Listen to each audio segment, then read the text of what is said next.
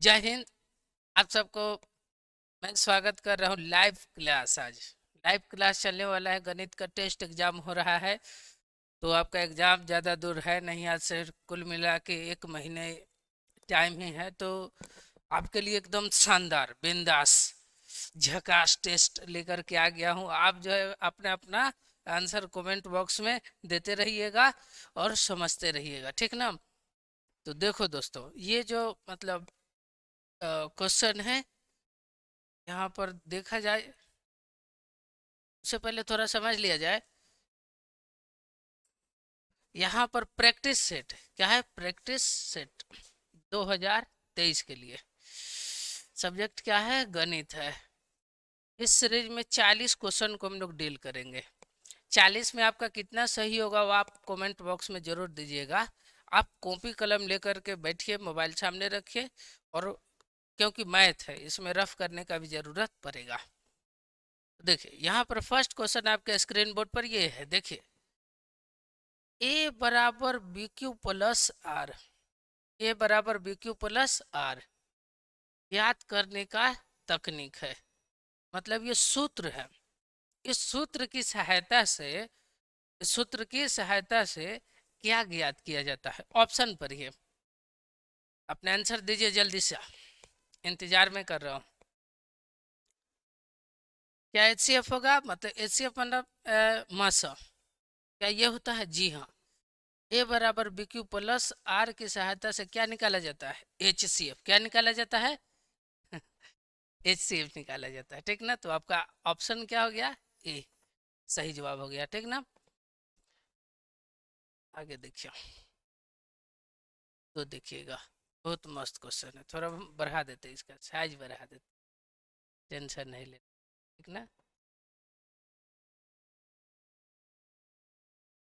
बोल रहा है इनमें कौन बहुपद है? इनमें कौन बहुपद है? तो बहुपद पहचानने के लिए आपको जो चर राशि है ना, चर राशि, 3 स्थितियां याद होनी चाहिए। एक तो ये रूट में नहीं होना चाहिए। दूसरी बात, इसका पावर माइनस में नहीं होना चाहिए। यहाँ पे 2 के अलावा 1 3 भी हो सकता है। और ये किसी बाटा के नीचे नहीं होना चाहिए। ये तीनों स्थितियों से जो आजाद होगा वही आपका बहुपद होगा। देखिए ये बहुपद नहीं है क्योंकि इसका चर राशि क्या है? रूट में है। ये बहुपद नहीं है। इस चर राशि पर देखिए, यहाँ पर देखिएगा, ये जो है ना, इसका चर राशि बाटा में x है, तो यही बहुपद नहीं है। दुगो कट गया। और यहाँ पे स्वतंत्र है कौन? x। तो आपका ये क्या है? सही है। लेकिन यहाँ पर देखिए, इसमें चर राशि हिले नहीं है। ये जो रूट है ना 5 पर है। तो प्रश्न के हिसाब से बी और डी, बी और डी दोनों क्या है? सही है। ऑप्शन नंबर बी और ऑप्शन नंबर डी दोनों सही होगा। इसमें थोड़ा मिस्टेक हो गया, कोई एक ही सही होना चाहिए। लेकिन आगे चलिए, इसमें देखिएगा, बड़ा अच्छा क्वेश्चन है। बोल रहा है जिसका कोई हल नहीं होता है, जिसका कोई हल नहीं होता है, क्या कहलाता है? क्या वो आश्रित कहलाता है? बोलिए। देखिए, आश्रित है जिसका अनगिनत हल है। ये बोला है कोई हल नहीं है, ये होगा विरोधी। विरोधी को ना हम असंगत भी कहते हैं। क्या कहते हैं? असंगत भी कहते हैं। समझ में आ गया? तो प्रश्न के अनुसार आपका ऑप्शन नंबर क्या हो गया? सी एकदम करेक्ट आंसर हो गया।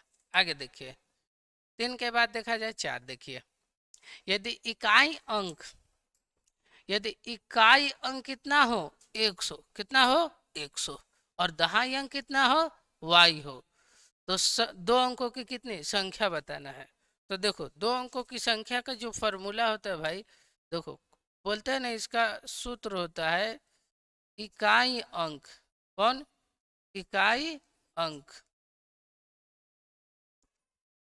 प्लस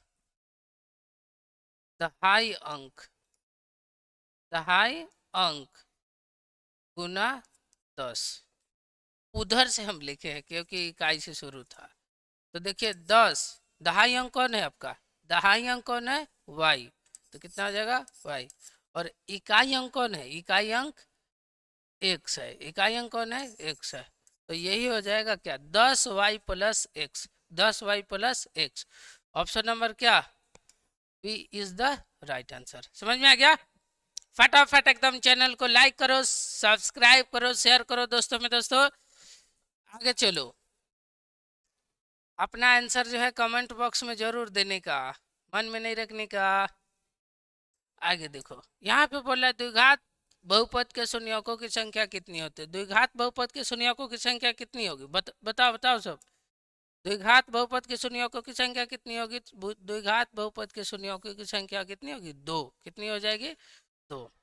एकदम मस्त। आगे देखा जाए, 5 हो गया। छठा देखिए, छठा बोल रहा है इनमें कौन द्विघात समीकरण है। ये देखिए द्विघात समीकरण नहीं है, क्योंकि इसमें बराबर का निशान ऐसा कुछ करके नहीं है, इसलिए वो द्विघात समीकरण नहीं है। इसमें भी वही कहानी है, ये भी नहीं है। इस पर जरा ध्यान दीजिए, ये जो है ना x प्लस 1 का होल स्क्वायर है, जब वो a प्लस बी के होल स्क्वायर पर टूटेगा ना तो x square plus 2x plus कितना हो जाएगा 1, और बराबर 2 से इसमें गुना करोगे भाई 2x माइनस कितना हो जाएगा 2। तो देखिए कितनाओं जब सॉल्व करिएगा तो लास्ट में आपको x का स्क्वायर मिल ही जाएगा। तो द्विघात का मतलब पावर कितना, दो। बाकी सब केहू जैसा रहे, क्या हो गया, वो समीकरण हो गया। तो यहाँ पर क्या हो जाएगा, ऑप्शन नंबर बी इस क्या है, द्विघात समीकरण है। ये बार बार क्वेश्चन पूछता है, प्रैक्टिस करिए। मैथ जो है ना प्रैक्टिस का चीज है। मैथ क्या चीज का, क्या चीज है, प्रैक्टिस का चीज है। इसमें देखिए, इसमें बोल रहा है 3x square minus 2x plus 1/3 का विविक्त कर निकालिए। क्या निकालिए, विविक्त कर निकालिए। विविक्त कर का मतलब क्या होता है, विवेचक। क्या होता है, विवेचक। तो देखो भाई, विवेचक का सूत्र क्या हो जाता है, विवेचक का सूत्र होता है B square minus 4ac, B square minus 4ac। तो b का मान यहाँ पे कौन है, -2 है, -2 का होल स्क्वायर माइनस 4 गुना a कितना है, तो a के बगल में यहाँ कितना है 3 है, गुना c कितना है तो 1/3 है। समझ में आ गया। फॉर्मूला पर एकदम ए बी सी लिख देना है। अब देखिए माइनस का स्क्वायर हो जाएगा प्लस 2 का स्क्वायर हो जाएगा 4, माइनस 3 से 3 कट जाएगा, 4 एकम 4। अब 4 में से 4 घटेगा तो कितना हो जाएगा, 4 में से 4 घटेगा तो 4 में से 4 घटेगा तो 0। हो जो ऑप्शन में किधर है, ऑप्शन कितना हो जाएगा 0 0 0। Option number C is the right answer. समझ में आ गया। 7 के बाद देखा जाए 8 देखिए, बोला यदि d बराबर 0 हो तो मूल होगा। d का कहने का मतलब वहां पर आपके हिसाब से होगा कि b square minus 4ac is equal to 0।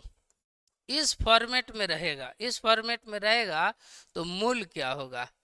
तो देखिए इसमें हम आपको 3 चीजें आपको सिखा देता हूँ। 3 चीजें आप सीखना भाई कि बी स्क्वायर माइनस 4ac बराबर अगर 0 रहे तो मूल होगा वास्तविक और समान, वास्तविक और समान। अगर B square minus 4ac less than 0, less than 0 अर्थात माइनस में, तो इसका कोई हल नहीं होगा। अगर देखो, अगर आ जाता है B square minus 4ac greater than 0, तब इसका हो जाएगा वास्तविक और असमान, आंसर आ जाएगा। लेकिन यहाँ पर किस पर, इस पर सवाल है, किस पर सवाल है, बराबर 0 पर। तो वास्तविक और समान, वास्तविक और समान, option number A is the right answer. समझ में आ गया। आगे देखा जाए, आगे देखिए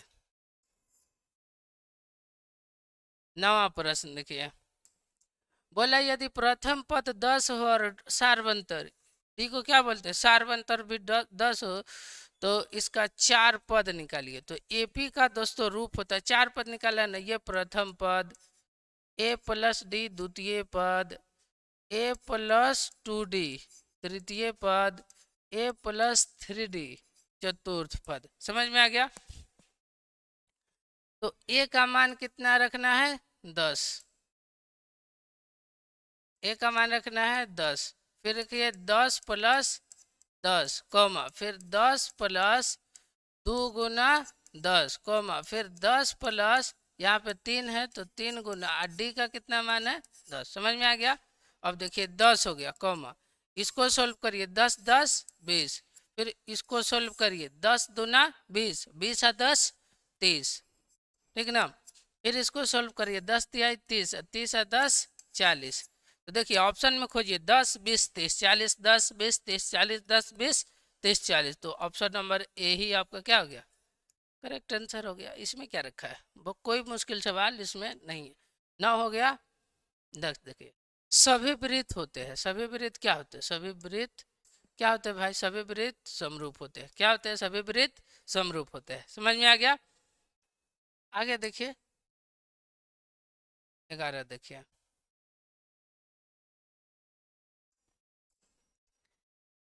इसमें बोल रहा है इनमें कौन एपी में है?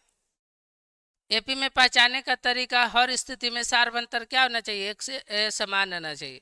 तो देखिए जब 16 में से 8 घटेगा तो 8, 8 में से 4 घटेगा तो 4, 4 में से 2 घटा तो 2। देखिए ये अलग है, ये अलग है, ये अलग है, अर्थात ये एपी में नहीं है। बुझा गया? अब देखिए इस पर चेक करते हैं। 27 में से 9 घटेगा 18, 9 में से 3 घटेगा 6, 3 में से 1 घटेगा 2। यहाँ अलग है, यहाँ अलग है, यहाँ अलग है, अर्थात ये भी एपी में नहीं है, क्योंकि सार्वंतर समांतर नहीं है। अब देखो जी यहाँ पर अब 2 में इसमें ट्राई करते हैं। इसका ओरिजिनल मान हो जाएगा √2 का √2 ही हो जाएगा। इसका जो मान होगा ना, इसका जो मान होगा, इसका जब आप वर्गमूल निकालिएगा ना तो 2√2 होता है। कितना होता है? 2√2 होता है। इसका जब वर्गमूल आप निकालिएगा ना तो 3√2 आएगा। जैसे इसको 9 दूना 18, 9 का वर्गमूल 3, 2 का हो जाएगा तो 3√2। इसको 16 दूना 32 लिखते हैं, 16 का वर्गमूल 4 और रूट जो क्या हो जाएगा? बराबर में ही रह जाएगा। इस लिहाज से देखिएगा ना, 4 में से 3 घटाइए 1, 3 में से 2 घटाइए 1, 3 घटेगा 1। हर एक स्थिति में क्या है? सार्वंतर एक एक आ रहा है। इस लिहाज से आपका ऑप्शन नंबर सी क्या है? सही जवाब है। कोई प्रॉब्लम? किसी को कुछ पूछना हो कमेंट में पूछते रहो जी। यहाँ पर देखिए एपी 10 7 4 का 30वां पद बताना है। क्या बताना है? 30वां पद बताना है। तो भाई यहाँ पर ध्यान दो, सबसे पहले तुम्हारा ए कितना हो जाएगा? 10 हो जाएगा। सार्वंतर देखो, 7 में से 10 घटेगा तो कितना हो जाएगा? -3 हो जाएगा। और एन बराबर 30 दे रखा है ना। तो देखो 30वां पद बोला है ना, कौन सा पद बोला है? 30वां पद। तो 30वां पद का सूत्र होता है a प्लस 29d। देखो उसमें से कोई भी पूछेगा ना, उसमें d को कम कर देना, वो उसका ऑटोमेटिकली सूत्र हो जाएगा। अब a कितना है? 10 है। कितना है? 10 है। और देखो कितना? 29, 29 गुना कितना कर देना? d कितना है? d है तुम्हारा -3। बुझा गया? अब देखो 10 आई प्लस माइनस क्या हो जाएगा? माइनस। 29 तिहाई क्या हो जाएगा? 87। अब 10 में से 87 नहीं घटेगा, जबरदस्ती घटाएंगे तो 87 में से 10 घटेगा तो कितना हो जाएगा? -77। -77 किधर है? ऑप्शन नंबर डी है ना। प्रैक्टिस करो भाई, मैं बार बार बोल रहा हूँ, पढ़ो, एग्जाम तुम लोगों का बहुत करीब है। मैट्रिक का एग्जाम जो है फर्स्ट बार जो है विद्यार्थी देता है, कभी बोर्ड का एग्जाम दिया नहीं रहता, इसलिए प्रेशर बहुत ज़्यादा रहता है, लेकिन प्रेशर में आने का नहीं। देखो कहावत है ना, प्रेशर में कोई बिखर जाता है तो प्रेशर में कोई निखर जाता है। तुम लोग निखरने वाला काम करो, बिखरने वाला काम नहीं करो। समझ में आ गया ना? हर एक स्थिति में देखो सब विद्यार्थी ना बहाना मारे कि मतलब क्या है, ठंड लग रही है, ठंड लग रही है। भाई ठंड क्या है कि सिर्फ तुम्हारे लिए नहीं है, सबके लिए है। और मतलब विपरीत धारा की दिशा में, जो विपरीत समय स्थिति में जो अपना समय काट लेता है, निकाल लेता है, वही क्या है, कर्मवीर है। तो आपको कर्म करना ही होगा, है ना। You will have to duty at any cost at any night. Do you understand now? आपको करना पड़ेगा भाई। आगे ध्यान दो। 12 हो गया, 13 ध्यान दो। 13 के बाद क्वेश्चन नंबर 13 देखिएगा। 0 से 50 के बीच विषम संख्याओं का योगफल बताना है। 20 कितना, 0 से 50। तो 0 से 50 के बीच में 25 सम संख्या हो जाएगा और 25 क्या हो जाएगा, विषम संख्या हो जाएगा। और विषम संख्याओं का योगफल का सूत्र क्या हो जाता है, एन स्क्वायर। तो एन का काम कौन कर रहा है, 25। तो क्या कर देंगे, 25 का स्क्वायर कर देंगे। 25 में 25 से क्या कर लीजिए, गुना कर लीजिए। या 25 का स्क्वायर आपको याद है, तो 25 का स्क्वायर कितना हो जाता है, 625। ऑप्शन नंबर सी क्या हो गया, एकदम इसका जिला हिला दीजिए आप लोग। समझ में आ गया। 13 के बाद ये देखिए, समरूप होते हैं। देखिए सभी वृत्त क्या होता है, समरूप होता है। लेकिन मैं पूछ रहा कौन कौन सभी समबाहु त्रिभुज समरूप होता है। जी हाँ, सभी समबाहु त्रिभुज ऑलमोस्ट समरूप होते हैं। क्या सभी वर्ग समरूप होते हैं? जी हाँ। देखिए 1 2 3 तीनों के तीनों ऑप्शन सही है। इस लिहाज से ऑप्शन नंबर डी में क्या हो जाना चाहिए, इनमें सभी। ये काट के यहाँ क्या रहेगा, इनमें सभी, इनमें सभी।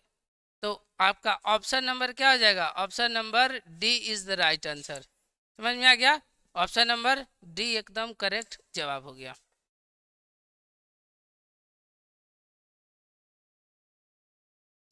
यहाँ देख लीजिए, अच्छा क्वेश्चन है। यदि संगत कोण बराबर हो, यदि संगत कोण बराबर हो, तो ये थ्योरम है। दो मतलब समरूप त्रिभुज के संगत कोण बराबर हो न, तो उनकी संगत भुजा समानुपाती होती है। तो यदि संगत कोण बराबर हो तो संगत भुजा क्या हो जाएंगी, समानुपाती हो जाएगी। समझ में आ गया। संगत भुजा क्या होती है, समानुपाती होती है। ठीक है, देख देख के याद करो, कॉपी कलम लेके बैठे रहो, क्वेश्चन लिखो, वीडियो को रोक रोक के तुम लोग क्या कर लो, आंसर लिखते चलो। बहुत मेहनत का ये सब चीज होता है। यदि दो समरूप त्रिभुजों के क्षेत्रफलों का अनुपात क्या दे दिया है, 121:36 है। दो समरूप त्रिभुजों का क्षेत्रफल दे देता है ना। अगर भुजा के अनुपात पूछे तो जस्ट उसका वर्गमूल निकाल लीजिए। बस इसको क्या कर दीजिए, वर्गमूल निकाल लीजिए। क्या कर लीजिए, इस पर लगाइए रूट, रूट लगाइए। इसका वर्गमूल हो जाएगा 11 और इसका वर्गमूल 36। कितना हो गया, 11:6। 11:6। Option number B is the right answer. 6 के बाद 7वां प्रश्न, 16 के बाद 17वां प्रश्न देखिए। यदि दो समरूप त्रिभुजों के भुजाओं के अनुपात, देखिए भुजा का अनुपात दे रखा है भैया, भुजा का अनुपात दे दे तो, और क्षेत्रफल का अनुपात पूछे तो आप क्या कर दीजिए, इसका स्क्वायर कर दीजिए। 2 का स्क्वायर कितना, 4। 3 का स्क्वायर कितना, 9। 4:9। So option number B is the right answer. एक समकोण त्रिभुज में कर्ण का वर्ग अन्य दो भुजाओं के वर्गों के योगफल के बराबर होता है। देखिए एक समकोण त्रिभुज में कर्ण का वर्ग अन्य भुजाओं के वर्गों के योगफल के बराबर होता है। ये किसका कथन है, किसका कथन है? क्या थेल्स का है? जी नहीं, थेल्स का कथन है। क्या है थेल्स का कथन है कि यदि किसी त्रिभुज के एक भुजा के समांतर कोई रेखा खींची जाए तो अन्य दो भुजाएं एक ही अनुपात में विभाजित हो जाती है ना। तो वो क्या है, थेल्स का है। लेकिन यहाँ पे वो तो नहीं है ना। क्या पाइथागोरस का है? जी हाँ, ये पाइथागोरस का बिलोप नहीं, पाइथागोरस का थ्योरम है, सीधा वाला थ्योरम है। समझ में आ गया। आगे चलिए, आपकी बार पाइथागोरस ही आपके एग्जाम में आएगा, क्योंकि पिछले बार थेल्स पर में पूछा था। अब देखो ये बोला है कि किस चतुर्थांश में है, किस चतुर्थांश में। तो इसको पहचानने के लिए आपको देखिए एक डायग्राम देख लीजिए। ये क्या है x है और ये है x डैश, ये क्या है y है और ये है y डैश, यहाँ पर है मूल बिंदु। फर्स्ट में हो जाता है प्लस प्लस, सेकेंड में हो जाता है माइनस प्लस, थर्ड में हो जाएगा माइनस माइनस और इसमें हो जाएगा प्लस माइनस। बुझा गया? तो देखिए इसमें जो है ना तीन, तीन का कितना है माइनस है और चार का क्या है प्लस है। तो देखिए यहाँ पर तीन को आप लिखवे मत करिए, खाली चिन्ह से मतलब रखिए, सिर्फ चिन्ह से। तो माइनस प्लस किधर है तो द्वितीय में, किस में है द्वितीय में। तो ऑप्शन नंबर क्या हो गया बी आपका सही जवाब हो गया। इस देखिए बिंदु इतना और इतना के दूरी बताना है, दूरी सूत्र लगाइए। दूरी सूत्र जो होता है ना भाई वो हो जाता है x1 माइनस क्या हो जाता है x2, समझ में आ गया, और होता है y1 माइनस y2। बुझा रहा है कि नहीं बुझा रहा है? और इस पर क्या रहता है रूट रहता है, यही सूत्र होता है, यही होता है जी। अब देखिए ये हो जाता है x1, ये हो जाता है y1, समझ में आ रहा है? इसमें हो जाएगा x2, ये हो जाएगा y2। तो देखिए फर्स्ट वाला में से क्या होता है घट जाएगा, फर्स्ट वाला जैसे दो में से कौन घट जाएगा चार और इसका होल स्क्वायर प्लस। अब सेकेंड वाला में से घटेगा, तो तीन में से कौन घट रहा है, तीन में से एक घट रहा है, समझ में आ गया? समझने की कोशिश करिए, दो में से चार घटेगा जी कितना हो जाएगा -2, है ना, और तीन में से घटेगा कितना हो जाएगा 2। अब देखो दो का स्क्वायर हो गया कितना चार, माइनस है तो प्लस में ही हो जाएगा स्क्वायर का, और भी अभी कितना हो गया चार। अब देखिए चार चार कितना हो गया 8। अब 8 का जो वर्गमूल आप तोड़िएगा ना, 2 गुना 2 गुना 2, तो यहाँ पर एक दो का जोड़ा लग जाएगा, एक जो है अंदर रह जाएगा, यानी 2√2। ऑप्शन नंबर क्या हो गया, ऑप्शन नंबर बी आपका करेक्ट आंसर हो गया। 20 के बाद देखिए 21,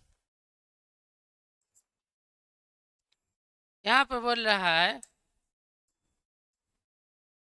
कि एक्स अक्ष का निर्देशांक क्या होता है। एक्स अक्ष का निर्देशांक, एक्स अक्ष का निर्देशांक पूछ रहा है ना, तो वहां पे वाई साइलेंट रहेगा, एक्स रहेगा और वाई क्या रहेगा साइलेंट, मतलब वो जीरो हो जाएगा। इस तरह से आपका ऑप्शन नंबर बी क्या हो जाएगा एक्स अक्ष का निर्देशांक हो गया।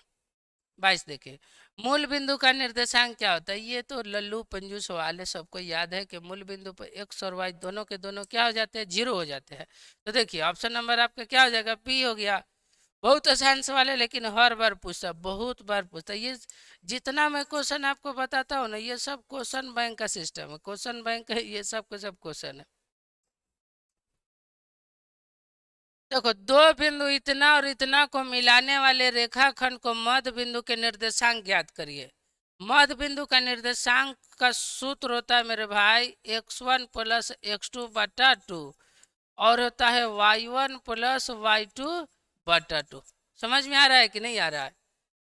तो आपको मैं बताया फर्स्ट वाला x1 और इसमें का फर्स्ट वाला x2, तो फर्स्ट वाला के साथ जुट जाएगा, यानी 10 प्लस कितना 4 बटा 2, और 6 प्लस कितना 2 बटा 2। समझ में आ रहा है?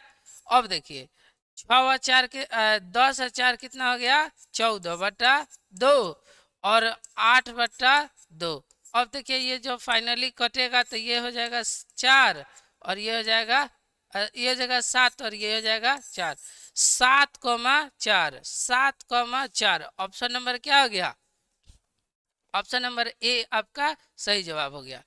भाई पढ़ो, देखना जब रिजल्ट आएगा ना तो पछताओगे भाई, ध्यान से नहीं पढ़ोगे तो। समझ में आ गया? मैं जितनी चीज बता रहा हूँ उससे हट के एक भी सवाल नहीं आता है। मेरा पहली बार नहीं है, मैं पिछले 8 साल से पढ़ा रहा हूँ कोचिंग, 10th लेवल का मैथ्स है ना, मुझे हर एक चप्पा चप्पा का नॉलेज है। आप कहीं से भी आप मतलब मैं आपको बता दूं, मेरे वो जो किताब है ना मैट्रिक का, वो पूरा मुझे याद है।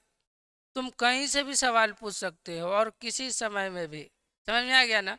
जब मैं क्वेश्चन टाइप करता तो मतलब किताब की जरूरत नहीं होती, एकदम खटाखट जा रहा है, एकदम दे दना दन। है ना। इसलिए मैं कह रहा हूँ कि तुम लोग मेरे अनुभव का फायदा उठाओ। मुझे बहुत अनुभव है। मैं खुद तो 2013 में पढ़ा ही था, है ना। पूरे बिहार में उस समय सबसे मुश्किल परीक्षा लिया गया था, समझो। उस समय ऑब्जेक्टिव का नामे निशान नहीं होता था, सिर्फ सब्जेक्टिव। अभी तो 100 ऑब्जेक्टिव देता है, बहुत मजा आता है इसमें। बहुत इजी है कि अगर आप मतलब 90 प्लस मार्क्स ला सकते हैं, और आता भी है। लेटेस्ट जो है ना, मेरे यहाँ एक विशाल नाम करके एक लड़का था, विशाल। कोयला बेलवा पटखौलिया उसका घर है। वो मतलब 97% मैथ में जो है ना उसका रिजल्ट आया। कितना? 97%। तो तुम लोग भी अगर मतलब कंटिन्यू मेहनत कर रहे हो, टेस्ट में शामिल हो रहे हो, और कंटिन्यू बताए गए रास्ते को फॉलो कर रहे हो, बेशक इस 97 क्या, तुम्हारा 99 भी आ सकता है, 100 भी आ सकता है। कितना आसान है। अब देखो, जैसे अब तुम्हारे पास 100 ऑब्जेक्टिव है, जिसमें कि आपको क्या करना है, 50 ही अटेम्प्ट करना है, 50 छोड़ देना है। इतना तुम लोग के पास ऑप्शन है।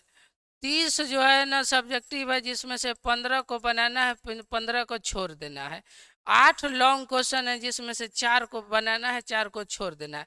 लेकिन हम लोग के समय में क्या होता था कि जितना क्वेश्चन उतना पूरा बना के आओ, एगो छोड़ेगा तो तुम्हारा गया कहानी, वो कट जाएगा मार्क्स।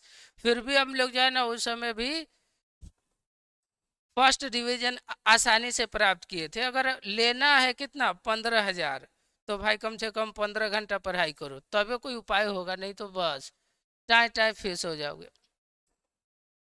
आजकल विद्यार्थी के साथ क्या हो रहा है कि मतलब विद्यार्थी के साथ हो रहा है, हम आपको बता दें कि एक फूल दो माली, एक फूल दो माली, क्लास में लोड और घरे जाके खाली है। क्लास में सबको लोड हो जा रहा है दिमाग में, घरे जाके खाली कर दे रहा है। उस तरह से दिमाग नहीं रखो, ध्यान रखना होगा भाई। अगर मतलब तुमको 100% अभी के दौर में क्लास में ही बात समझ में नहीं आई, तो समझो बड़ी दिक्कत हो जाएगा। रिजल्ट के बाद सबको न कुरा कुरा के ये रुआ देगा, समझे। इसलिए भाई मतलब कोशिश करो कि रिजल्ट अच्छा है। यहाँ पे देखिए, यदि बिंदु संरेखीय हो तो त्रिभुज का क्षेत्रफल क्या होगा। यदि बिंदु संरेखीय हो ना तो त्रिभुज का क्षेत्रफल क्या हो जाएगा। त्रिभुज का क्षेत्रफल हो जाएगा 0। दो इधर। हेलो। हाँ, नहीं अभी तो पढ़ा ही रहे। त्रिभुज का क्षेत्रफल क्या हो जाएगा, 0। इस पर रिवर्स में भी क्वेश्चन पूछता है कि मतलब इस पर रिवर्स में पूछता है कि यदि त्रिभुज का क्षेत्रफल 0 हो तो बिंदु क्या होगी। बिंदु क्या हो जाएगी, संरेखीय हो जाएगी। अगर बिंदु संरेखीय तो त्रिभुज का क्षेत्रफल क्या हो जाएगा, 0 हो जाएगा। हेलो, क्या हो जाएगा, 0 हो जाएगा। आगे देखिए, नेक्स्ट क्वेश्चन देखिए। 25 नंबर क्वेश्चन है, यह त्रिकोणमिति से सवाल आ गया। त्रिकोणमिति से सवाल आ गया। त्रिकोणमिति ऐसा चीज है, एक्सक्यूज मी फ्रेंड्स,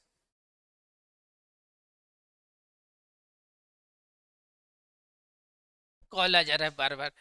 तो देखिए यहाँ पे tan a बराबर 4/3 दिया है, तो sin a का मान पूछ रहा है। बहुत अच्छा क्वेश्चन है। यहाँ पर देखिए tan a बराबर, तो tan a का जो फॉर्मूला हो जाता है वो हो जाता है p/b। क्या हो जाता है, p/b बराबर कितना हो गया, 4/3। समझ में आ गया। इसमें p और b आपको दे दिया। p कितना हो गया, p हो गया 4 और b हो गया 3, तो बच गया कौन, h। तो h का सूत्र हो जाता है p² प्लस b²। समझ में आ रहा है ना। तो p का मान कितना हो जाएगा, 4। 4 का स्क्वायर कर दीजिए, और कितना, 3 का स्क्वायर कर दीजिए। ये हो जाएगा 16, और ये हो जाएगा 9। 16 और 9 कितना हो गया, 25, और 25 के वर्गमूल 5।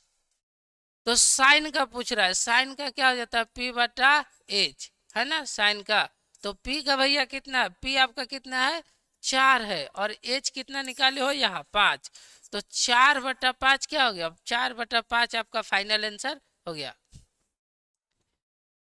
4/5, 4/5, 4/5। तो यहाँ पर मिस्टेक हुआ है कि ये जो रूट है ना ये नहीं होगा, मतलब यहाँ पर 4/5 होगा। 25 का जो वर्गमूल निकलेंगे, यहाँ पर रूट जो है ना गलत दे दिया है, ये नहीं होगा। और ये हटा के ऑप्शन नंबर आपका क्या हो जाएगा, ए करेक्ट आंसर हो जाएगा। समझ में आ गया। आगे देखिए 25 के बाद 26 देखिए, सम्मुख भुजा के सम्मुख कोण बराबर होते हैं। यहाँ चित्र से समझिए, मान लीजिए यहाँ पर एक आपने त्रिभुज बना लिया है ना, इसका नाम रखिए ABC, है ना, ये 90 डिग्री है। इसे ये कोण है ना, तो इसके सामने वाला भुजा का क्या नाम पड़ा, AC। तो आप लिख सकते हैं AC बराबर कोण B। यहाँ जो कोण है, कोण सी के सामने वाला भुजा का क्या नाम है, AB। तो आप लिख सकते हैं AB बराबर कोण C, है ना। यहाँ पर कोण ए है, तो ए के सामने वाला भुजा का क्या नाम है, BC। तो आप लिख सकते हैं BC बराबर कोण ए। तो देखिएगा ये थ्योरम है, 9th क्लास में थ्योरम है, इसे सिद्ध करना पड़ता है कि सम्मुख भुजा के सम्मुख कोण बराबर होते हैं। सम्मुख भुजा के सम्मुख कोण क्या होते हैं, सम्मुख कोण क्या होगा जी, बराबर होगा। इसके इस थ्योरम की सहायता से मतलब 8.1 का क्वेश्चन नंबर 6 जो है प्रूफ होता है इसी थ्योरम की सहायता से। 27 देखिए, ये बड़ी प्यारा सा सवाल आ गया, बहुत मस्त क्वेश्चन है, कई बार पूछ दिया है। बोल रहा है कि sine pi by 4, sine pi by 4, देखो जी, साइन पाई बट्टा 4 माइनस कॉस पाई बट्टे 4। समझ में आ रहा है।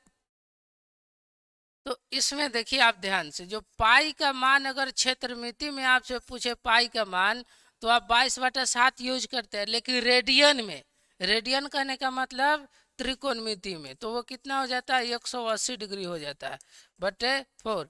फिर देखिए कॉस, ये कितना है, 180 डिग्री बटे 4। समझ में आ गया। तो यहाँ पर काफ़ी ध्यान देना, साइन जब ये कटेगा ना तो हो जाएगा कितना डिग्री, न सॉरी 45 डिग्री, कितना हो जाएगा 45 डिग्रीज। समझ में आ गया। और ये है कितना कॉस, जब ये कटेगा तो ये भी कितना हो जाएगा 45 डिग्रीज। कोई दिक्कत। अब साइन 45 डिग्री का मान 1/√2 और कॉस 45 डिग्री का मान 1/√2। जो चीज ये है वही चीज ये है, तो ये कट के क्या हो जाएगा, जीरो हो जाएगा। देखो भाई, अगर हमको सूत्र याद नहीं रहेगा ना तो मेरे से भी ये क्वेश्चन नहीं बनेगा। इसलिए आप लोग भी फार्मूला को ध्यान में रखिए, और बार बार जब क्वेश्चन बनाइएगा ना तो फार्मूला याद करने की जरूरत नहीं होती है, उपयोग के हिसाब से फार्मूला आपके दिमाग में बना रहेगा। ये जो आपका सेरिब्रम है, इसको काम दीजिए, बहुत होमवर्क दीजिए, तब जाकर के ये सुचारू रूप से बहुत तेज काम करेगा। 27 हो गया। 28 देखिए, यदि साइन ए बराबर कॉस है तो ए का मान बताइए। यदि साइन ए बराबर क्या कॉस है तो ए का मान बताइए। तो बड़ी अच्छा क्वेश्चन है, ध्यान में रखिए। बोल रहा है कि साइन ए बराबर क्या, कॉस ए, साइन ए बराबर कॉस ए, तो ए बराबर क्या, वाट। मतलब इस ए का मान कितना होगा, कितना डिग्री पर साइन और कॉस बराबर होते हैं। याद रखिए, sine 0 degree 0, 30 degree 1/2, 45 degree 1/√2, 60 degree √3/2, 90 degree 1। देखिए फिर देखिए, cos 0 degree 1, cos 30 degree √3/2, cos 45 degree 1/√2, cos 60 degree 1/2, cos 90 degree 0। इन दोनों में कॉमन खोजिएगा तो 45 डिग्री पर दोनों एक दूसरे के क्या है, बराबर है, 1/√2। खैर ये मतलब 45 डिग्री तो आपका आंसर सही होगा, लेकिन अगर आप भूल जाए मान तो इसको आप सोल्व कर सकते हैं एक और तरीका से। एक और तरीका ये है कि साइन ए बराबर, साइन ए बराबर ये जो कॉस है ना, इसके बदले में लिख सकते हैं साइन 90 माइनस ए। ये सूत्र है, साइन 90 माइनस ए बराबर होता है कॉस ए। अब देखिए साइन से साइन क्या हो गया, कट गया। यहाँ पर ए, यहाँ पर माइनस में जो ए है ना, माइनस में इधर जब आएगा तो ए हो जाएगा प्लस में, और इधर बच गया कितना, 90 डिग्री। समझ में आ गया। ए क्या हो जाएगा, 2a बराबर कितना हो जाएगा, 90 डिग्री, और 2 से क्या कट जाएगा, 45 बेर में ए बराबर कितना हो गया, 45 डिग्री हो गया। तो आप सॉल्व करके भी इतना आंसर ला सकते हैं, या याद करके भी। बुझा गया। आगे देखिए 28 देखिए, यदि tan a बराबर √3, मतलब tan के मतलब यहाँ पर a के बदले में आप कितना रखिएगा कि 60√3 आ जाएगा 60 डिग्री। कितना डिग्री? 60 डिग्री। लेकिन आप बना करके भी आंसर ला सकते हैं। देखिए कैसे बना करके ला सकते हैं। लिखेंगे tan a बराबर √3। फिर देखिए tan a बराबर हम लिखेंगे यहाँ पर tan के कितना डिग्री पर है? 60 डिग्री पर है। तो tan से tan क्या हो गया? कट गया। a बराबर कितना डिग्री आ गया? 60 डिग्री। आंसर हो गया। a का मान कितना हो गया? 60 degree. So option number B is the right answer. इस देखिए sin 90 - a मतलब इसका जो है ना, इसका 6 गो सूत्र होता है। sin 90 - a बराबर कॉस है। इसको थीटा में हम पढ़ के सुनाते हैं आपको। sin 90 - theta cos theta, cos 90 - theta sine theta, sec 90 - theta cosec theta, cosec 90 - theta sec theta, tan 90 - theta cot theta, cot 90 - theta tan theta. होता है ना। इस छह पर कोई ना कोई आपको सवाल बेचारा आता ही आता है, कन्फर्मली आता है।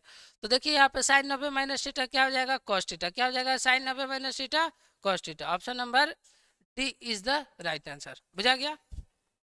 ऑप्शन नंबर डी आपका क्या हो जाएगा? सही जवाब हो जाएगा। कोई दिक्कत? हम आपको ना मैट्रिक का ये जो किताब है उसको पूरा पन्ना 1 से लेके लास्ट पन्ना तक पूरा फॉर्मूला हम यहाँ बोल सकते कंटिन्यू, लेकिन हमको सवाल सोल्व करना है।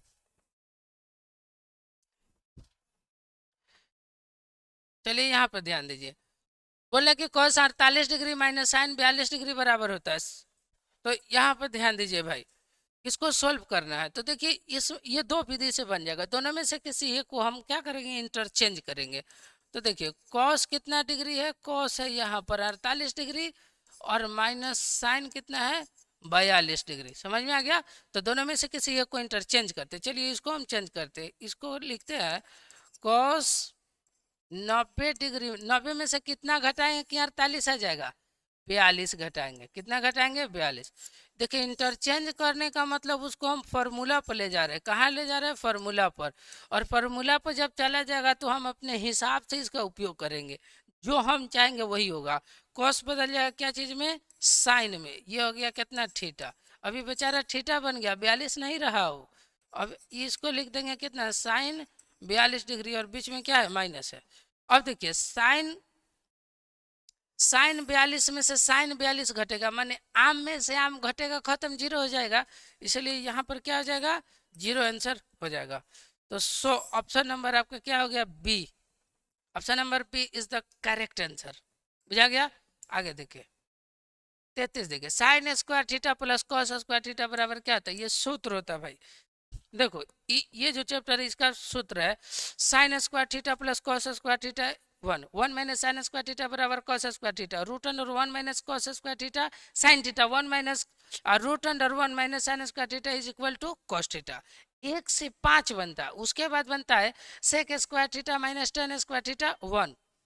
फिर इसको बना सकते हैं कि 1 + tan स्क्वायर थीटा बराबर sec square theta, root under 1 - tan square theta is equal to sec theta, है ना। फिर उसको बना सकते हैं सेक स्क्वायर थीटा -1 बराबर tan square theta, root under sec square theta -1 बराबर tan थीटा। समझ में आ गया? मतलब इससे भी फिर कितना बना? 5 बना। फिर आप बना सकते हैं cosec square theta minus cot square theta बराबर 1।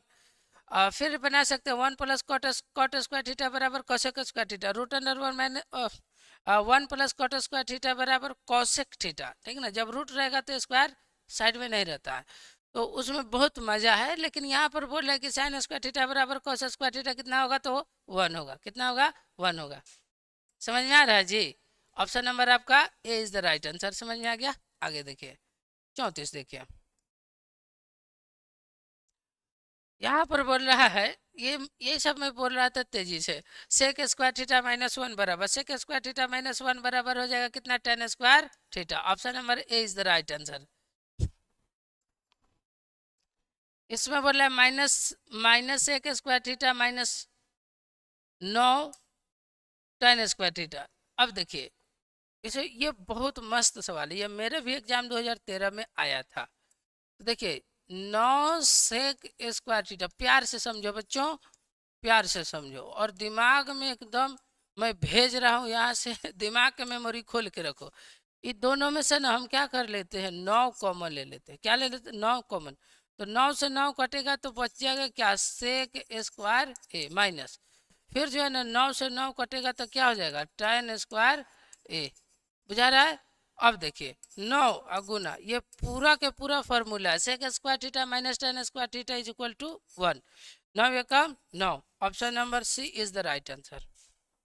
ऑप्शन नंबर सी आपका क्या हो गया, एकदम एकदम हुरफुरी नगर में फुरफुरी मचा देना है दोस्तों। मोतिहारी एकदम हिलना चाहिए, मोतिहारी का सेंटर एकदम हिला के आना है। इतना याद करके इतना पढ़ के जाओ, cosec square theta minus cot square theta. देखो मैं बोला ना ये फार्मूला है, ये क्या है formula, cosec square theta minus cot square theta is equal to 1।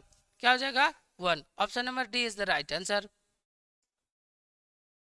36 हो गया। 37 देखिए, असंभव घटना, ये जो है ना प्रोबेबिलिटी से क्वेश्चन आ गया, मतलब प्रायिकता से। असंभव घटना कितना होता है, 0 होता है। असंभव घटना कितना होता है, 0 होता है। बुझा गया। 37 के बाद देखिए 38, किसी घटना का निश्चित मान कितना होता है, किसी घटना का निश्चित मान कितना होता है, 1 होता है। कितना होता है, 1 होता है। कोई दिक्कत। 39 देखिए, यदि पी ई बराबर 4, 0.4, देखो यहाँ पर एक फार्मूला होता है, यहाँ पर क्या हो जाता है, एक फार्मूला होता है, पी ई बराबर ये P E plus P E dash बराबर कितना हो जाता है, 1। कितना हो जाता है, 1। मतलब प्रायिकता होने की घटना प्लस नहीं होने की घटना दोनों को मिला के कितना होता है, 1 होता है। इसमें होने की घटना दिया है कितना, 0.4, 0 कितना दिया है, 4। और पीई नहीं होने की घटना आपसे पूछ रहा है ना। तो पीई नहीं होने की घटना बराबर 1, और ये जो प्लस में नहीं बेचारा जाके क्या हो जाएगा, माइनस में। अब देखो ये 100 पैसा है, 1 रुपया मैंने 100 पैसा, और ये कितना है, 40 पैसा है। तो 100 रुपया में से, 100 रुपया में से जाहिर है कि आप 40 रुपया घटाइएगा तो यही सिस्टम होगा, 0।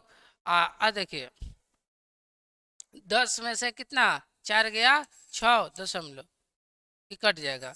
फाइनली हो जाएगा कितना, फाइनली हो जाएगा 0.6।